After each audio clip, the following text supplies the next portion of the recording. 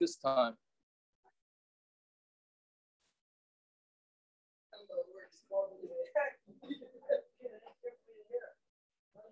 Okay, let's go. Zok the Mishnah, yeah? Am I good now? Yeah? Yes. Okay, Mem Hey am a Beis. Zok the Mishnah. Hamoitzi is ishtoi mishum shem ra. So if a woman divorces his wife because of a shem ra, meaning a bad reputation, which means, like Rashi says, that there's a laws going around that she was mizana. So he divorces his wife because of the bad rumors. Lo yachzir, he's never allowed to take her back. Meaning, normally, a man is allowed to marry his wife, remarry his wife that he divorces. In this situation, if he told her that he can't marry her because he can't stay married to her because there's a reputation of znus, then he's never allowed to remarry. And the same thing, if the reason why he's divorcing her because she's making all sorts of nedarim, so then lo yachzir, he can't take her back either. Meaning he doesn't want one of these fruma wives making all sorts of nedarim, right? Which we'll see in the Gemara. We'll see in the Gemara why what do you call it? Why that's not allowed. But anyway, I guess I had a lady that asked me, she wants to start saying tikkun chatzos. So I was like, boy, do I have a Mishnah for you. Right? A married lady, obviously. So I'm saying I don't know if that falls under the category of a guy wanting to divorce his wife because she makes the darn, but because she's doing tikkun chatzos. But whatever. Anyway, so for these two reasons, then he's not allowed to remarry him. But you will see in the Gemara why. But any neder that was done with the public knowledge, then you cannot take back that neder. Right? If the Ram doesn't know about it, then Yachsi, you can take it back. Right? Does that mean he can't remarry her, or not? Or can't take back the nether? I don't mean that. I mean, that's what I meant. I meant you can't take. Yeah, the nether. You could. Well, no, we're going to see in the Gemara that you can't take back the nether either. The Gemara is going to say you can't take back the nether. You can't do both. You can't take back. You can't do both. Right? Look at Rashi. Rashi says lo yachzir means the ein lo hafara. He cannot. What do you call it? What's hafara? He can't be nullified. Right? Which we'll see. Again, Rabbi Yehuda called it the Shodav Aram lo yachzir. Shelo yodav Aram yachzir. But if the Ram didn't know about it, then he could marry her back. Meaning you can't knock out the neder. Right? You cannot knock out the neder, but you also would be allowed to you would, if the Ram didn't know about it, you would be allowed to marry. Okay, again, we're going to see in the Gemara. If it's a neder that she makes privately, and then he divorces her because of the neder, he would be able to marry her back. But we're going to see that this is all dependent on that in a public neder, you're never allowed to knock off the public neder. That's shita number one. If the neder requires the chakira of a chacham, chakira means a cler, it means it needs the chacham to research it, lo yachzir, then he cannot remarry her. But if it doesn't require chakira's chacham, then yachzir is allowed to marry her. All right? Meaning that it's not, meaning the Baal can't do it. So it's made a too complicated situation, the Baal can't do it. So that's what chakira's chacham is. Rabbi Lazar said that they only answered a neder that needs a chach, that they only answered a neder that's gonna require a chacham to look into it is because it's like a gezerah because of a neder that doesn't require a chacham to look into it. So meaning he's saying that one goes with the other. They only answered one because of the other. So those are the three shittas. Again, Rabbi Yehuda says it has to do with whether it's a public neder. The mayor says it has to do whether it's a chakira, meaning whether the chacham needs to look into it, whether he's allowed to be mater, whatever it is, the neder that the wife makes. Rabbi Lazar says we only ask one because of the other. Amar Rav Asa Rabbi Yehuda, Ma'aseh B'tzidan, There's a story in Tzida. Now, this story seems to be the opposite of the rest of the Mishnah. The Mishnah has been talking about the woman making the neder. Now the Gemara says the story that there was a mice in Tzida be'echad sha'amar le'ishta kainam me'eina megarshi. Remember the word kainam way back from the Darim. Kainam is a lashon of neder. It's a kainam if I don't divorce you. So meaning he's making a neder. Begersha, and he divorces her. And the Chachamim said that he could remarry her because tikkun comes. So the question on this last sentence is obvious. Why can't a guy remarry? He's the one that made the neder. Why can't he remarry his wife? Right? The first part of it is talking about the wife is making the neder, not him. All right? Fine. So it's all thinking about it. Amar Rav Yosef ben Yumei, Amar Rav Nachman.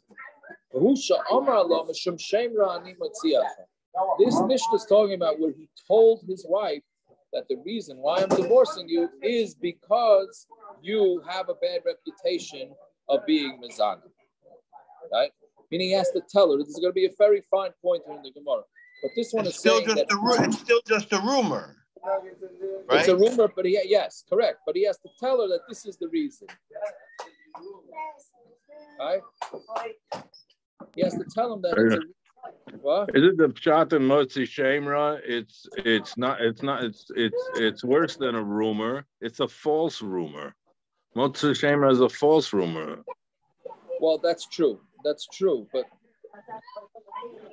aren't we going to learn in a second? It might come out to be true. It might be true that she was Masana. Yeah, so then it's lashon hara. It's on lashon hara, not motzi shemra. The Torah's lashon motzi shemra applies whether it's true or not. It's irrelevant.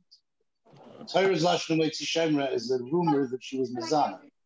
That has nothing to do with true or false. Bottom line is it's just a rumor, but the Maisa, it's a rumor. We don't know yet that it's false. We don't know yet that it's false. Okay. I hear what Gershon says too. It's I hear. Okay. Yeah. So, anyways, Mishum Neder Ani Matziach. He has to tell now. He has to tell her, "I'm divorcing you because you're ashamed because of the bad rumor, and I'm divorcing you because of your nedarim." Right? Kasavar, why? Time of mine, Mishum Kilkula. What's the reason? Because of Kilkul. Meaning, what's going to happen? He's going to go say that the original divorce was done by under false pretenses. Right? So because if he tells her that the reason why he divorced her is because of shame or because of neder, Matzi Mekalkala, then he can mess up then he can mess her up. But if he didn't tell her the reason why Matzi Mekalkala, he cannot be Mekalkala, which we'll see in the Gemara in a few lines. What's a pshat? But again, according to this reason, is that we're worried that he is going to nix the original divorce, and then he's going to say that if she got remarried, then any of her kids are mamzerim. He's going to say that divorce was done shaloi kidin. Right? So if he told her that the reason why he's divorcing her is because of the Matzi Shemra, so then it's an issue. Then he could potentially nix it. But if not, not. He could damri, or some say a different shot. Amar Rav Yosef Amar Rav Nachman, Sarach Sheyomer Law, he needs to tell her, Havi Yoda, Shemishum Shemra, Ani Matziacha. Now, the first shot is that he's telling her, go ahead. I don't know if I said this wrong. You don't know? So have somebody be Matzi. I don't think I did it. Have somebody be Matzi.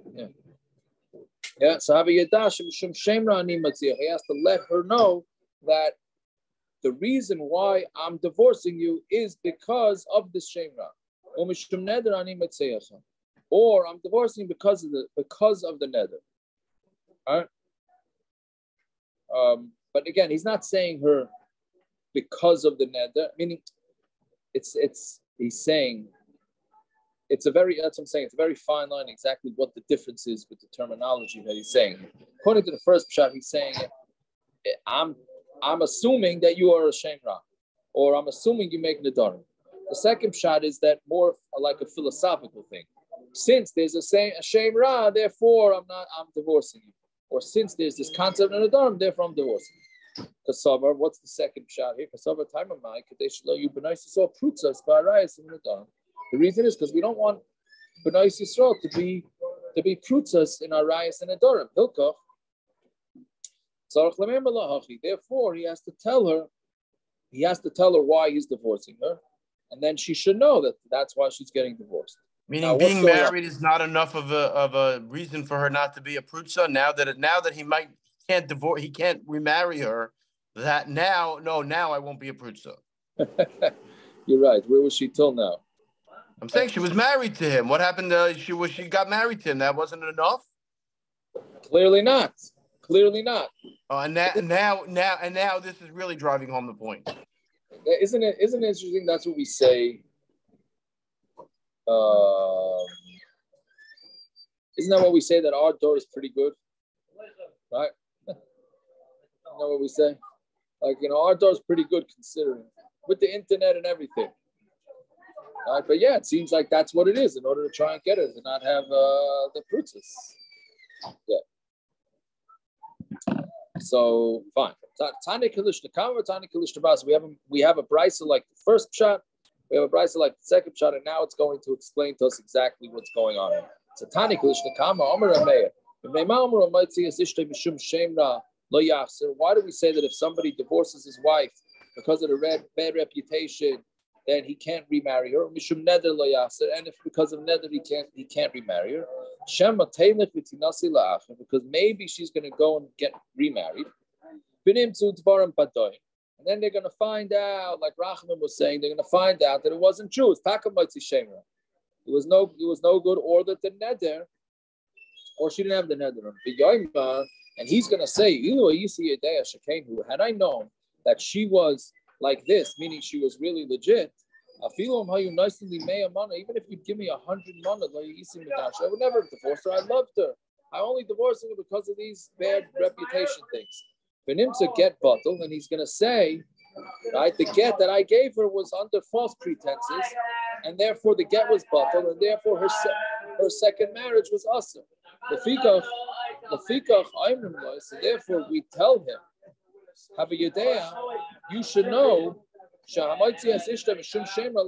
let him know by the get. By the way, we're telling you that if the reason why you're divorcing your wife is because of Matzi Shemra, we're not letting you take her back. You cannot pull the shtick. Meaning, if you're believing the rumor, then that's it. You're all in. You cannot pull the shtick and say, "Oh, had I known that it wasn't true, yada yada yada." No, that's not. The same thing because of neder. That's a brisa like the first shot. Right, so Tanya Kalishna Basa, we have a brisa like Kalishna Basa. Omer Rabbi Elazar, Rabbi Yosef. Why is it that we say that you can't take her back? So B'nai Yisrael shouldn't be prutzas with the rayas in the darim. Lefikach, I'm Namloi and Marlo have a yadas shemishum shemra ani matziacha. Then we tell him to tell his wife. See, now we hear the second shot better. We tell him to tell his wife, have a yadash shum shemra ani metziacha. Because of shemra, I'm divorcing you. Shum neder ani metziacha. Because of neder, I'm sending you out, and therefore he cannot pull this. He cannot pull this shtick. So anyway, so those are the two. Those are. I'm sorry for the background noise over there. Trying to do kiddush one over here. All right, so those are the two pshatim. Either we're worried about women being promiscuous and making the darim for no reason, or we're worried about him remarrying her. Yeah, fine, okay. Rabbi Yehuda Aimer, Kol neder sheyoda b'ramim lo yaseh v'shelo yoda b'ramim yaseh. If it's a neder that people knew about it in public, he's not going to be remarry her. But if they don't know about it, then they could. So I'm Rabbi Shua Levi. My time is Rabbi Yehuda. Why does Rabbi Yehuda hold that in the public, a neder that's done in public cannot be qualified? The Tani B'nai Yisrael, and the B'nai Yisrael would not hit the Gevainim. Ki nishbu lahem the Eda, because the Nesiya Eda made a shvua to the Gevainim. Right, we had this at the end of the site, I think, that they made a shvua to the Gevainim that they're not going to attack the Gevainim. So Rabbi Yeshua said the reason why couldn't they just be matter the neder and then attack the Gevainim? Right? Basically, the story there is that the Gevinim were living in Eretz Yisrael, and they were worried about the Yidden knocking them out.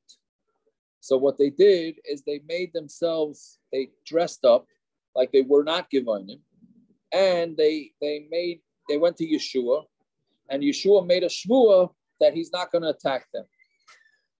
Right? So now they were really Gevinim. So they said, okay, the Yidden are not going to attack us. Now it was false pretenses because they were making it up. They were making it up. Right? So Elamai, so why couldn't they just say the shvua? You guys belong to us. So therefore the shvua is yeah. So why couldn't they just knock it out? So Elamai, Rabbi Shua Levi is saying, B'Shem Rabbi Yehuda, the reason is that they couldn't knock him out is because it was done in public. Rabbanan and Rabbanan, how can they hold you could knock it out? Hasam Michal Shvua Ilavayu Klau? Was the shvua even chalnim at all? Kiman da Amru Lahu. Since he told them that they're coming from an Eretz Rechaika, they came from a distant land, the Loibo, and they did not come from a distant land. They were Gevinim that were living in Eretz Yisrael. Like Chayla Shua Ilavayu, Klal, the Shua was not chalnim them at all. And why didn't the Yidden Taka kill them? Because they wanted to make a Kiddush Hashem. Meaning, according to Rabbanan, who's saying that they could have knocked out the Shua or the Neder or whatever you call it. So why Taka didn't the Rabbanan kill him?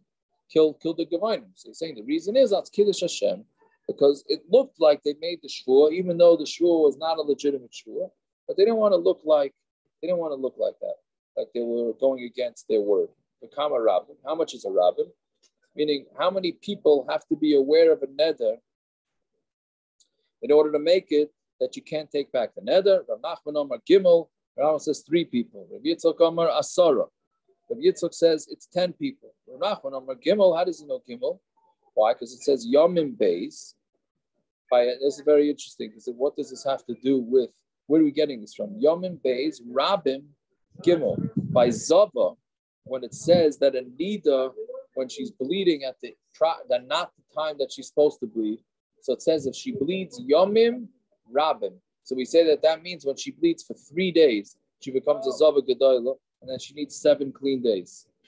Right? So Yomim Rabim is 3. So therefore we learn out that Rabim is 3. Yitzchak Omar Asara, it's 10 Dechsiv because it's Ada, because it says the word Ada by the Meraglim. So that's where we know 10 from. So that's a machlokes. Is a Rabim 3 or 10? Yeah, we paskin be'etzem that a Rabim is 3.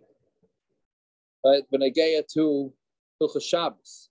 Right, when you have a Tzarchei Rabim, right, sometimes with Tzarchei Rabim we're a little bit more mekel.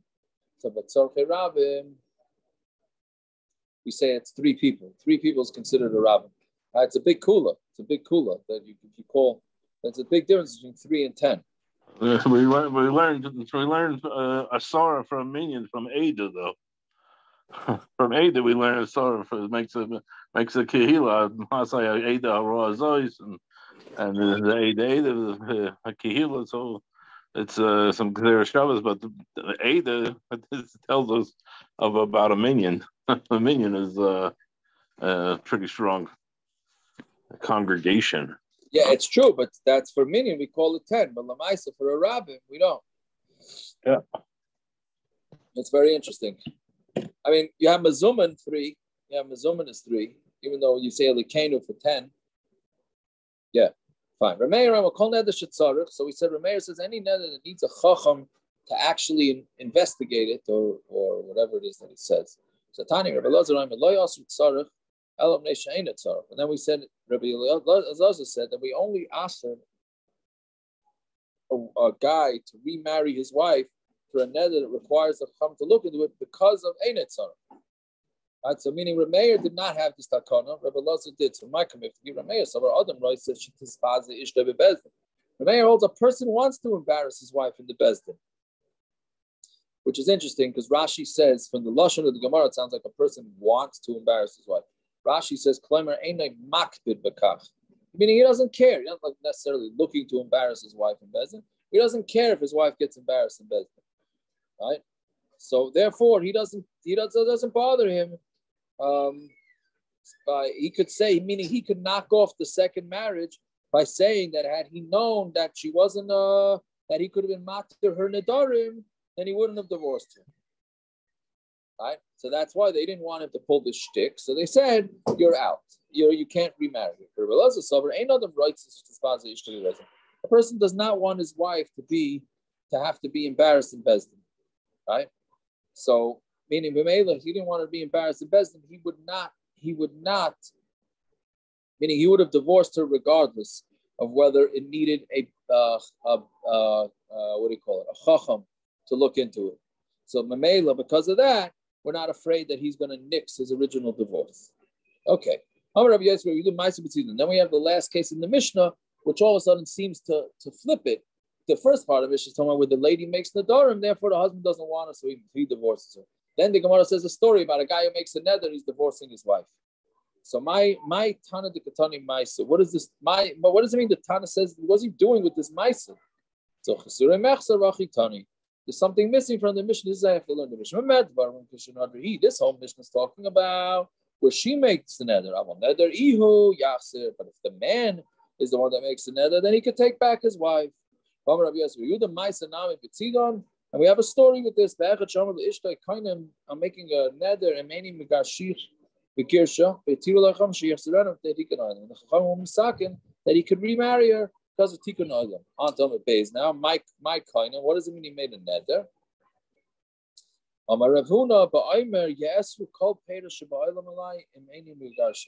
the guy makes a neder and he says, I'm making a neder that I'm not going to eat any fruit in the whole world if I don't divorce you. Meaning that's what we learned in the Dharam. That's like a standard neder text. He made some sort of neder that he's not gonna have fruit. Yeah, fine. And the Chachamim allowed him to remarry her. So Gemara asks Pshita, why can't he remarry her? What could possibly be? The guy makes a neder, he's going to divorce his wife. He divorces his wife, and then he decides that he wants to remarry her. So why can't he remarry her? So Gemara says, the same with Ligzam Mashum de Rav Nassan. Maybe we have a Gezerah because of what Rav Nassan held. The Tani Rav Nassan, remember we had this a couple of times in the Dharam. Somebody who makes a neder as if he built a bama. Meaning because we don't like people making the Dharam. So if a guy makes a neder, it's as if he built a bama. Now a bama is something that was not allowed for the majority of the years of Klai. When they were in the Midbar and they had the Mishkan, so then they allowed bamas. But after that, they did not allow bamas.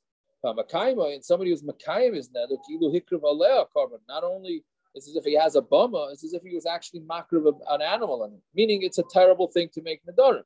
So if we're going to allow this guy who made a neder that he's divorcing his wife, and then he wants to, then he was Makayim his neder, right? He kept it. He divorced her. Now he wants to remarry her. So we don't like people making nedarim. So maybe we should not let him remarry her just to get him to stop doing this type of shtick. Why neder is a bama? How did they come up with that? Why not? How did bama become? What does bama have to do with it? Yeah, I'm saying why not? I don't know. And it's Surkares. Why not? Like, how'd they come up with the bama? That's like a random thing. Yeah. So Tosfos says that it's sort of like a gzeira shava, right? It says kisech al lindar, and it says chiluchem and adam. And remember, we had this in it. Was it Gemara and Don, wasn't it? Yeah. It says bama, and it says bameh, and then we learn it with bama. One of these interesting limudim. Yeah. Basically, it's a gzeira shava play on words that we could compare it to a bama. That's basically that's what it. But I'm sure there's very little about it. I just don't remember them. I think I see even with the play on words, it shows how machmir Chazal was on this problem of making the Dharam, and they attached it to something that's very strict. You know, it's not like you were just wearing shatnez. You know, you could just take it off. You know, this is a very strict thing to make. They wanted to show the cheshivas in this, not to take it easily. You know? Yeah, but I'm saying the mice the guy made it neder and he kept it.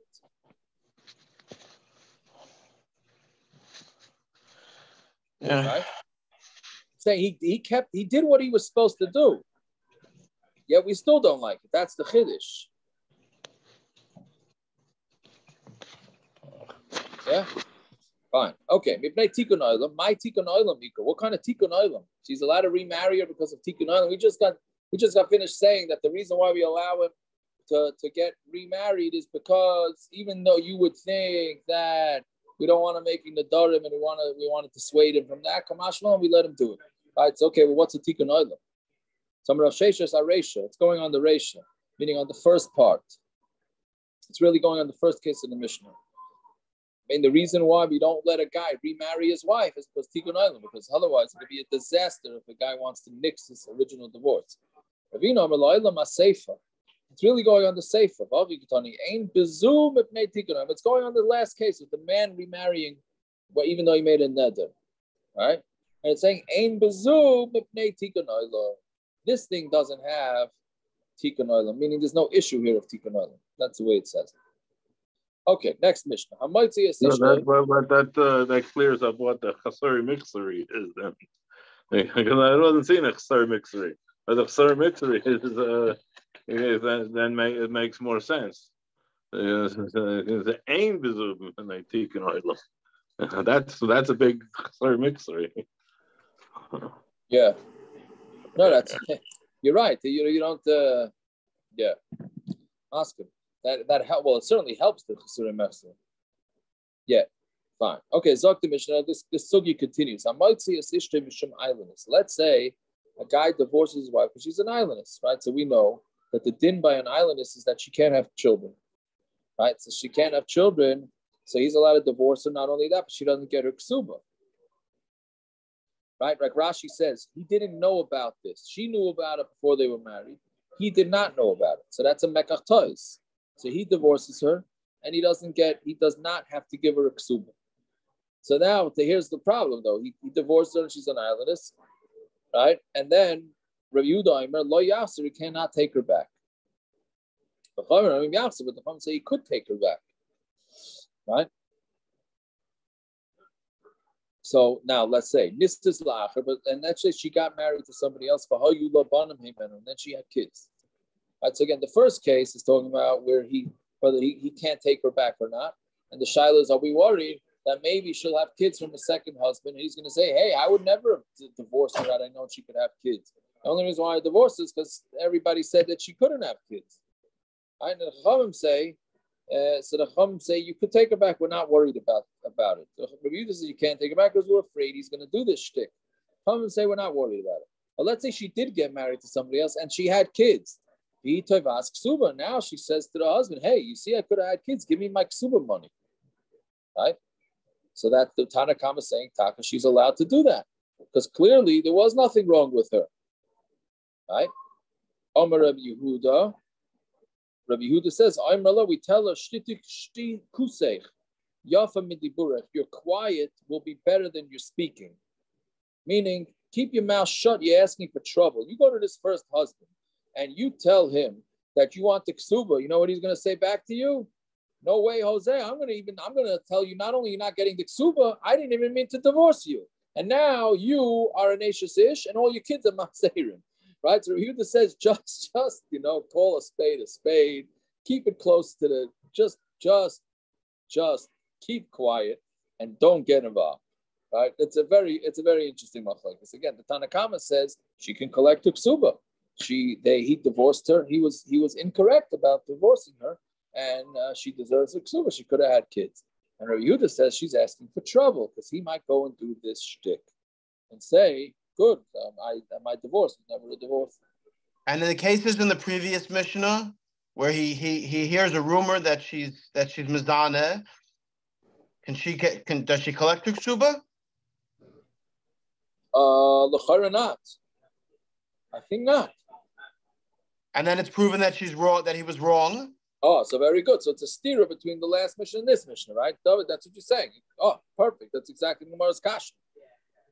That's exactly what the Gemara is going to say. And we have Peretz's favorite teretz. Yes, is this whole thing we gave today that we can do testing for islandess? Well, did she get any better? I'm saying, so what? No, but the whole thing was a rumor. If he divorces her for a rumor, go get tested at least. What right do you have to divorce her for a rumor of idleness today? What? I don't know. Meaning, are you saying that can there be a nace? No, this whole thing was a rumor that she was an idleness. Why should she not? It wasn't a rumor. No, it doesn't say it was a rumor. I mean, it sounds like he was read. No, there are certain simonim of islandness. It seems like she had these simonim. He just didn't know about it before they were married. She hid it. Right?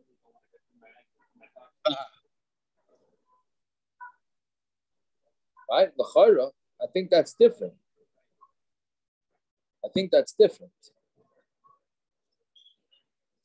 So it's interesting. I actually had this machlokes with Rabbi Feiner. We were sitting with a couple. who's not having kids for a long time, and they seemingly have a diagnosis that they're not going to have kids. And they were somehow the conversation came up: can they daven for a nace or not? So I said, this is where I felt like there's been times that I stuck my foot in my mouth many times. This one was one of them. So I had said that I thought that the only reason why they need to daven for a nace is because the medical technology tells us that one of them can't have kids. I said, let's say this was 50 years ago, right? So they're married 6-7 years, whatever amount of years they're married, 5 years, right? And they would not, nobody would have an idea. In the old years, I think the Chazon Ish writes, you don't even go for testing till you're married for 5 years, right? So in the old days, they wouldn't be davening for a nace. They would be davening regular, like, they want to have Zera Shakayama, right? So I said, I don't see why you can't, just because you have the medical knowledge doesn't mean it could be 50 years ago. Had somebody tested, then they would have also come back no good, and then Hashem changed the Metzias, right? Hashem could always change the Metzias. So that's what I had thought. And Rabbi Feiner said no, he was not buying my svara. Then I was thinking, like, who am I to open my mouth in front of them, in front of Rabbi Feiner, and in front of this couple about this? And I mean, it was not, whatever. That wasn't so much fun. That whole conversation obviously wasn't so much fun. But yeah. Anyways, so I don't know. So here I thought the shot was that she had the physical signs of idleness. He just didn't know about it before they were married. Anyway, so the Gemara is going to ask David's kasha, Lememra, the Rabbi Yehuda, again, the two mandamim in the Mishnah are the Rabbi Yehuda and the Chacham. So Lememra, the Rabbi Yehuda chayish l'kakul. Rabbi Yehuda's chayshid that he's going to do this kilkel. He's going to do this destruction of his previous divorce, and he's going to want to knock off her second marriage, and he's going to do it. That's what kilkel means, that he's going to try and destroy his wife. Right? Meaning, again, Rabbi Yehuda in this Mishnah here says he cannot remarry her if he divorced her else idleness, right? And the Rabbanan say that he could remarry her. So that means Rabbi Yehuda is chayshid that we're going to allow him to remarry her. So he's going to say, you see, I would have stayed married to her, etc., like we said before. And Rabbanan are not chayshid for it. But we heard fakir in the last Mishnah, the guy who divorces his wife because of shemra, we don't let him take her back. Mishum neder, and also because of neder, we don't let her remarry her. Rabbi Yehuda says, "Kol neder sheyodav rabim lo yachser, v'shelo yodav rabim yachser." What Rabbanan chayish l'kakula? Rabbi Yehuda lo chayish l'kakula. Rabbi Yehuda is not chayish l'kakula. Right. So now, even though it's not the same, because it seems like Rabbi Yehuda is only disagreeing by neder, not by the shemra. It seems. Okay, whatever it is, but it's a stira. So Amar Shmuel, Epoch, switch it. That's all. Switch the mandamrim, right? Peretz's favorite teretz. Switch the mandamrim, and now we everything's good. Life is easy. Obviously, I'm not saying that. Whatever, just switch it. Clear. I mean, back then the mandamrim got mixed up so many times. So you say, okay, we've mixed it up. So the Gemara asked, but it can't be. But the Ketani Seifa, because we said in the Seifa Nisas La'achar. She got married to somebody else. I mean, the safe of this Mishnah right now. She got married to somebody else, and she had kids, meaning the islandess got married to somebody else and they had kids. And she asks her ksuba, I'm Rabbi Yehuda, I'm lushtiti kusech yafim b'diburach. No, be quiet. Don't open your mouth because you're asking for trouble. So there, Rabbi Yehuda chayash l'kakula. So there, very clearly, Rabbi Yehuda is chayash l'kakula. So you can't say that we switched the shittas and Rabbi Yehuda is not chayash l'kakula when clearly, in this case, he is. So Gemara says, switch this one too.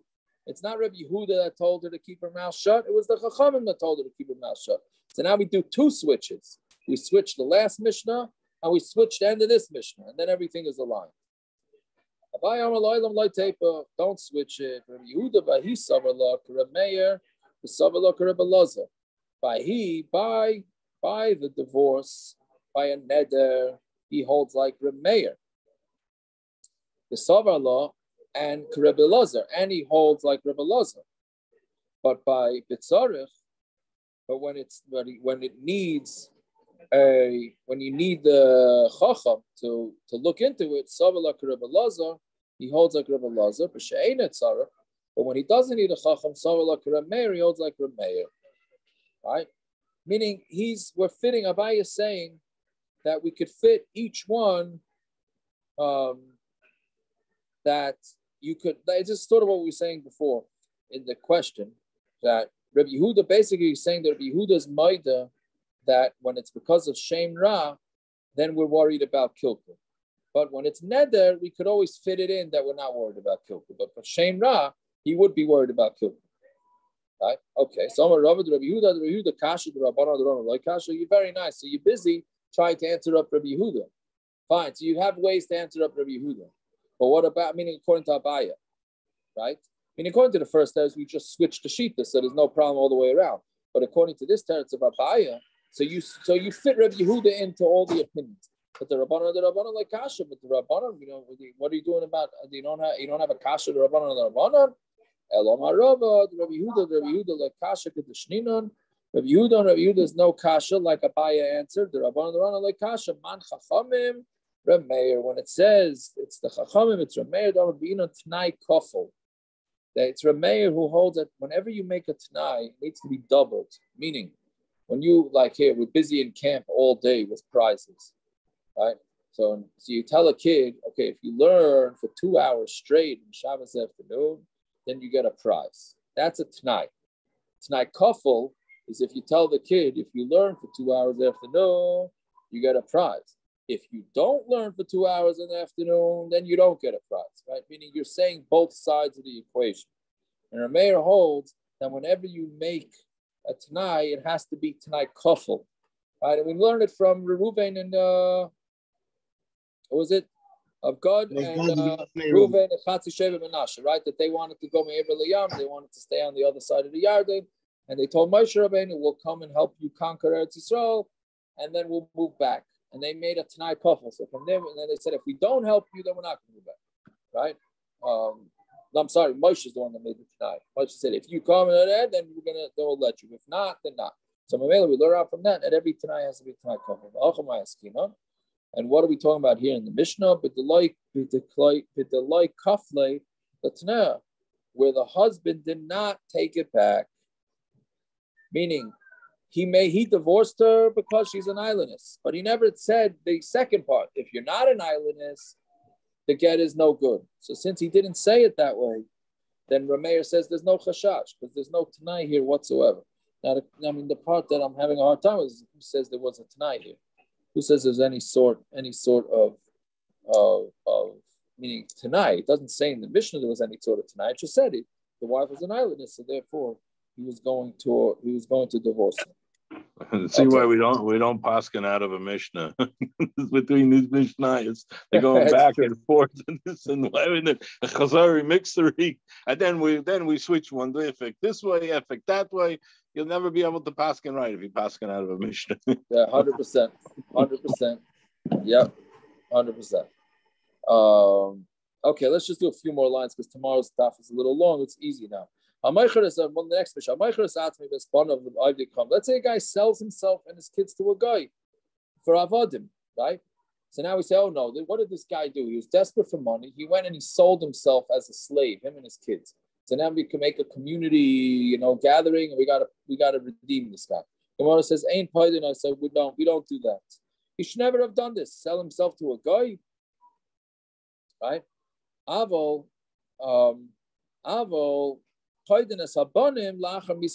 but when the father dies and now the kids are stuck with the guy, then we are paid him. Okay, so what's going on here? Why shouldn't you be paid to the guy? The guy was desperate. He needed some money. He sold himself to a guy. So he did it. He was a third-time offender. If he did it once, we paid him. He did it twice, we paid him. 3 times, he's out. We're not paid him. Right? So the Gemara says, Hanu b'nei Mirsi. There were these people from B'nei Mirsi. Right? The Yasvi Zuze that they borrowed money from Goyim, but they had no money to pay back to Goyim. Also, because Garbi, and then the Goyim came and grabbed them for slaves because they said, hey, you can't pay us back. We're kidnapping you and you're going to be our slaves. Also, came into Rav Huna. They came in front of Rav Huna, Amalahu, and they said to Rav Huna, Amalahu, and Rav Huna said to them, he said to the people, what should I do for you? The Tanan, so the Mishnah says we can't be paid to him. So the people told him back, Amarle Rav Abba. So Rav Abba said back to him, the Matan Rabbeinu, please teach us. I'm saying, no, sorry, you taught us. You're the one that said he has to be a third-time offender. So why don't we pay him? Amarle, Hani, Margo Ragli Davdi. They do. This was a third-time offense. So therefore, since it was a third-time offense, therefore they are out, and therefore we're not paid them. Okay, then we'll continue with the sugya tomorrow. Bez Hashem. The Ilam should have themselves a good fach and a good yard.